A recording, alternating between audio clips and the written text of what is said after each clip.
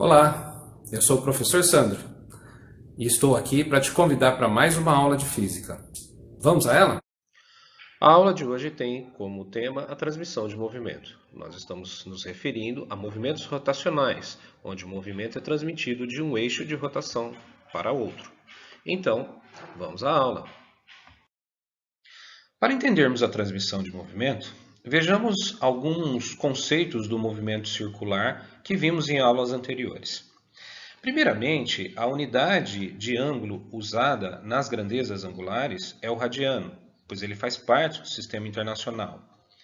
E um corpo, ao se movimentar ao longo de uma trajetória circular, ele descreve um deslocamento em giro, um deslocamento em ângulo, uma abertura, né? Cujos referenciais para a sua medida é dado pelos eixos mostrados na figura, os eixos x e y. Observe que o sentido positivo, considerado positivo de giro, é o sentido anti-horário, né? E todas as marcações estão em radianos. Assim, o corpo, ao girar, ao percorrer um certo arco, ele descreve um ângulo, ele propõe uma abertura, ele descreve uma abertura que nós chamamos de deslocamento angular, né? Que também é medido em radianos. Veja bem, ao se movimentar, existem duas formas de ver. Nós temos o movimento ao longo da trajetória, que percorre uma distância ΔS, um deslocamento, que nós chamamos aqui de linear, e a abertura Δθ. E esses dois deslocamentos, eles estão acoplados, não há como separá-los. E como eles estão acoplados? Através da própria definição de radiano, né? Então, o deslocamento angular Δθ é o ΔS dividido pelo raio. Por que essa definição? Porque radiano, né, é uma unidade de ângulo que depende do raio, que é definida em função do raio. Então, ao fazermos a razão ΔS por R, nós estamos comparando o tamanho do arco ΔS em relação ao raio. Quantas vezes esse raio cabe dentro desse ΔS? Ou seja, nós estamos definindo o radiano, né? A quantidade de radianos presentes nesse arco. Lembrando que a gente pode calcular o ΔS através dessa expressão, né? Isolando o ΔS. Então, o ΔS também é Δθ vezes o raio. Agora, ao se movimentar, esse corpo o faz com uma certa velocidade linear, que também está ligada a uma velocidade de giro, que nós chamamos de ômega, a velocidade angular, que é medida em radianos por segundo. Trata-se de uma velocidade de giro, portanto. E o ômega, então, é definido como sendo o deslocamento angular no tempo, né? Agora, como os deslocamentos angulares e linear estão acoplados, as velocidades também estão, né? Então, vejamos que ΔS é igual a Δθ vezes o raio, mas esse deslocamento ΔS e esse deslocamento Δθ ocorre no tempo, né? Então, transferindo isso para o tempo, nós temos ΔS por ΔT, Δθ por ΔT, vezes o raio, né? Observe que, como o movimento é circular e uniforme, a velocidade é constante, né? Então, V é igual a ΔS por ΔT. E Δθ por ΔT é o ômega. Então, nós obtemos a relação entre a velocidade linear, a velocidade angular, né? Que é V igual a ômega R. Essa é uma equação fundamental do movimento circular e uniforme. Continuando com a nossa revisão de MCU, devemos ver as grandezas chamadas de frequência e período. Como o movimento é circular e uniforme, ele tem uma repetição no tempo, né? Então a gente define uma grandeza chamada de frequência, né? Que é o número de voltas por unidade de tempo, né? Então, de forma bastante simples, né? A frequência é o número de voltas que esse corpo descreve ao longo de um tempo, tá? Se nós pensarmos em uma volta, então a frequência é 1 sobre o tempo de uma volta. E aí que está, se o movimento é uniforme, o tempo de uma volta passa a ser uma constante, porque ele é igual para todas as voltas. Então nós o chamamos de período, porque trata-se de um movimento repetitivo. Então a frequência existe para fenômenos repetitivos, tal como oscilações em onda ou movimentos que envolvem giro, tá? Então, de uma forma geral, a frequência é 1 sobre t, ela é o inverso do período. E a unidade de frequência é a unidade de medida de ciclo por segundo, né? Quando a gente fala em ciclo por tempo, a gente está falando de frequência. Quando o tempo é o segundo, nós temos a unidade Hertz, em homenagem ao estudioso, né, das ondas eletromagnéticas, o Hertz, né? Então, um Hertz é um ciclo por segundo, uma oscilação por segundo, uma volta por segundo. E o período é o tempo de uma volta. O período é o inverso da frequência, né? Porque ele é o tempo de uma volta. Então, voltando a falar, se o movimento é uniforme, o tempo de uma volta é sempre o mesmo. Então, ele passa a se tornar uma constante no movimento, né? Então, o período é o tempo de uma volta. Se nós pensarmos na velocidade angular, né, qual que é o deslocamento que nós temos em uma volta? Em uma volta, nós temos um deslocamento fixo de 2π radianos. Então, nós podemos relacionar isso com o período e com a frequência. Então, o ômega, que é a velocidade angular, pode ser escrito em função do período. Ele é 2π, que é o deslocamento de uma volta, o deslocamento angular de uma volta, sobre o tempo de uma volta, que é o período, né? E também podemos entender que o inverso do período é a frequência. Então, nós podemos ter a velocidade angular medida em função da frequência também. Então, ômega é igual a 2πf. Essas relações são muito importantes e facilitam muito na hora de resolver problemas. O que queremos dizer quando falamos transmissão de movimento? O que nós estamos falando é a transmissão do movimento rotacional de um eixo para outro eixo. E essa transmissão de movimento, ela ocorre na prática por meio de polias, por meio de correias e engrenagens, né?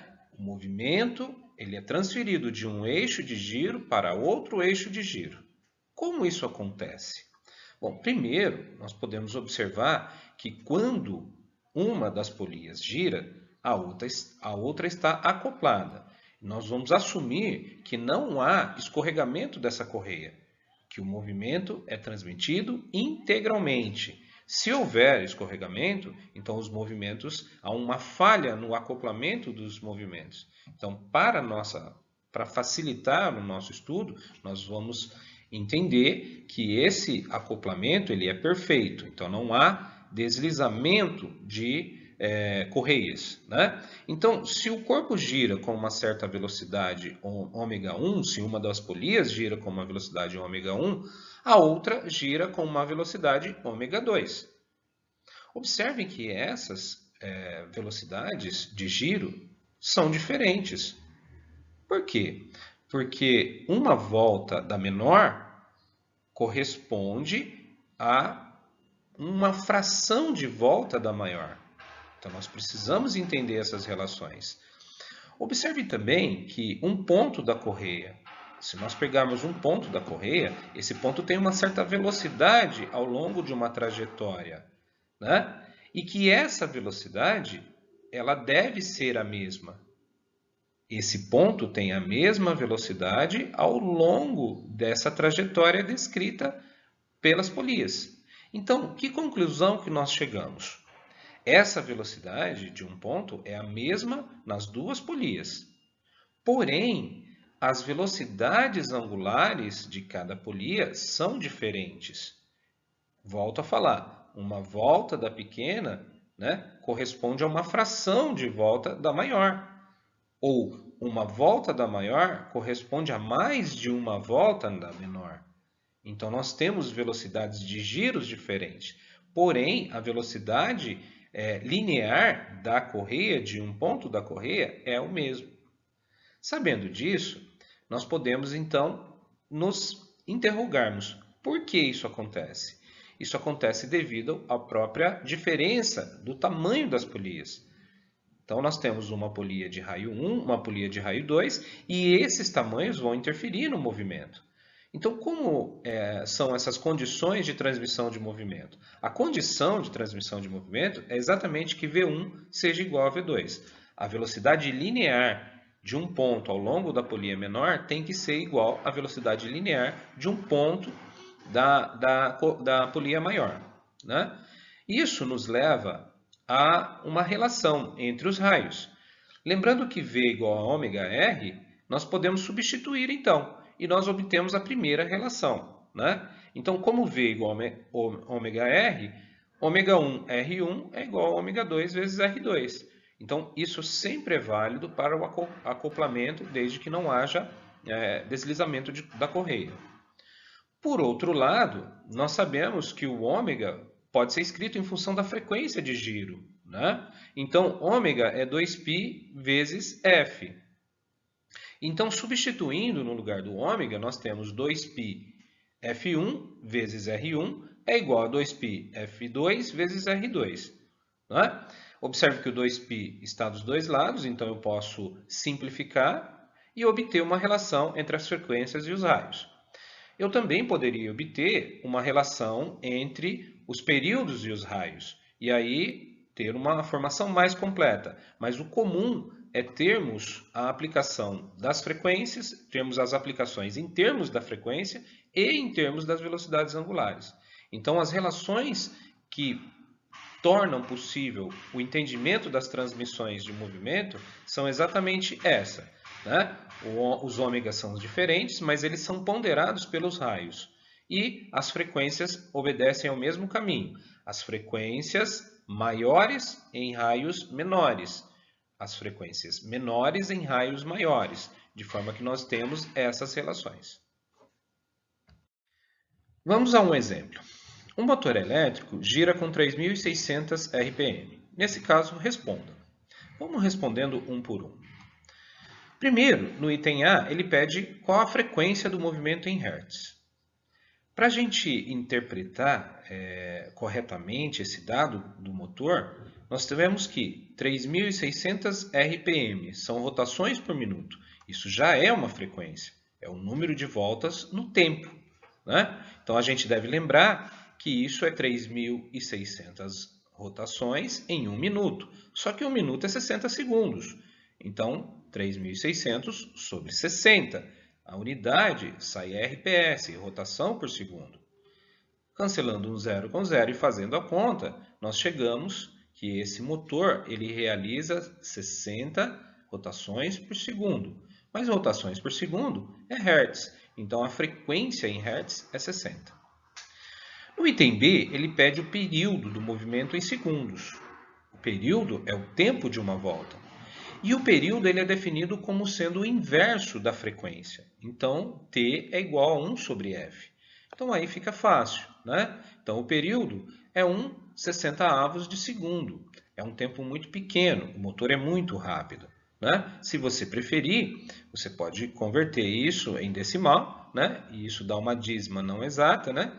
Então, dá em torno aí de 16,7 milésimos de segundo. É um tempo muito pequeno. No item C, pede-se a velocidade angular em radianos por segundo. Tendo o período e tendo a frequência, fica à vontade. Qualquer uma das duas grandezas pode nos levar à velocidade angular. Então, a velocidade angular pode ser calculada em função da frequência, 2π vezes F. Então, a frequência é 60 Hz, então nós obtemos 120π radianos por segundo. Se você considerar que, fazendo uma leitura melhor desse número, 2π é uma volta, 60 voltas dá 120π. Então, ele faz isso em 1 segundo. Já no item D, ele fala sobre a transmissão de movimento, propriamente dita. Então, ele fala de uma polia de 10 centímetros de diâmetro que é acoplada ao motor. Observe que ele falou em diâmetro. O raio é a metade de um diâmetro, tá? E esse movimento do motor, dessa polia, vai ser levado a uma segunda polia com o diâmetro de 20 centímetros, né? E ele pede a frequência dessa nova polia, dessa polia maior. Então, como nós temos as frequências, e nós podemos utilizar a relação entre essas frequências, né? Então, F1R1 é igual a F2R2. Lembrando que a frequência do motor, que vai ser a frequência da primeira polia, né? Porque ela está presa ali, né? E é 60, e que esse raio é 5, né? Eu poderia usar o diâmetro, mas preferi usar o raio aqui. Não há problemas em usar o diâmetro, né? Então, 60 vezes 5, 60 é a frequência 1, 5 é o raio 1, a frequência F2 nós queremos calcular, e 10 é o raio da segunda polia. A segunda polia tem diâmetro 20, portanto, o raio 10. Fazendo a conta e isolando F2, né? 60 vezes 5 vai dar 300, que dividido por 10 dá 30 Hz. Então, observe que, dobrando-se o raio, a frequência cai pela metade. Então, eu tinha raio 5, frequência 60. Se o raio dobrou, foi para 10, a frequência caiu pela metade, né? Então, essa é a relação entre frequência e raio. Finalmente, o item E, né, que fala que se essa polia maior for a roda de um veículo cujo diâmetro é 50 centímetros, então qual será a velocidade linear do veículo em metros por segundo?